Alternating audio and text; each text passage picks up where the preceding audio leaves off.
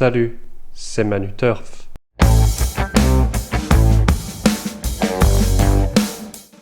Bonjour à tous, j'espère que vous allez bien. Allez, c'est de nouveau du trot pour aujourd'hui et on va à Vincennes, mais avant ça, passons au débrief. Alors, le cheval d'hier, c'était Verbois qui prend une seconde place. Voilà, il ne pouvait absolument rien faire contre Louise Proctor qui a gagné l'épreuve.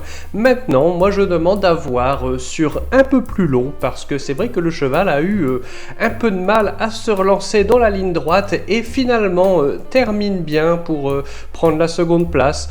Donc on est un petit peu déçu parce qu'on aurait aimé le voir gagner, mais au moins il remplit le contrat. Donc notez, peut-être voir sur un petit peu plus long. Et l'outsider d'hier, c'était Daytrader qui malheureusement ne peut faire que troisième. Bon, il remplit son contrat et se place, mais par contre c'est vraiment dommage qu'il ait été monté aussi loin dans la course quand on voit tout le chemin qu'il arrive à refaire dans la ligne droite, surtout qu'à Chantilly c'est assez compliqué de revenir de l'arrière.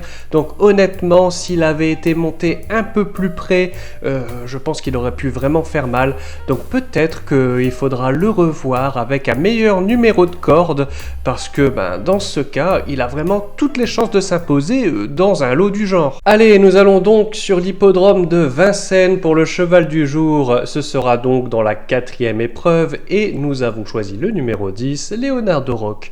Léonard de Rock, c'est un poulain récemment passé sous l'entraînement de Vitale Ciotola et ce sera Gabriele Gelormini à son sulky. Voilà, ce poulain vient de s'imposer dans une course très peu rythmée. Ça montre donc qu'il a beaucoup de vitesse. Aujourd'hui, nous pensons réellement que le train de la course sera nettement plus élevé et ça devrait servir ses intérêts parce que c'est un très bon finisseur. Donc voilà, on espère qu'il va confirmer ses belles performances aujourd'hui parce qu'il y a du beau monde dans ce groupe 3, mais honnêtement, c'est vraiment une très belle chance si on y regarde de plus près. Allez, nous allons une course plus tôt, c'est-à-dire dans la 3e épreuve pour l'outsider du jour où nous avons choisi le numéro 2, Kitts et Nevis. Kitts et Nevis, c'est un poulain entraîné par Marius Coignard et ce sera Johan Le Bourgeois qui lui sera associé aujourd'hui.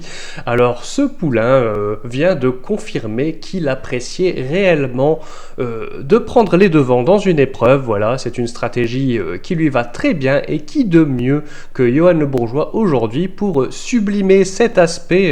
Donc déjà là, un très bon point. Bon, il faudra qu'il reste sage parce que parfois il aime bien se montrer assez fautif. On espère que tout se passera bien de ce côté-là. En tout cas, sa dernière rentrée était vraiment pleine de promesses.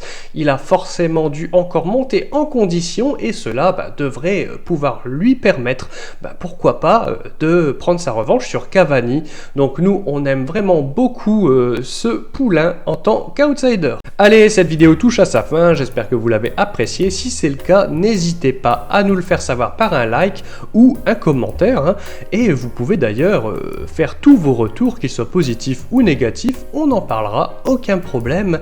Également, n'oubliez pas de suivre la chaîne si ce n'est pas déjà fait, mais aussi j'aimerais mettre l'accent sur un point, jouer responsable. Il n'est pas nécessaire de mettre des sommes astronomiques pour prendre plaisir devant les courses hippiques.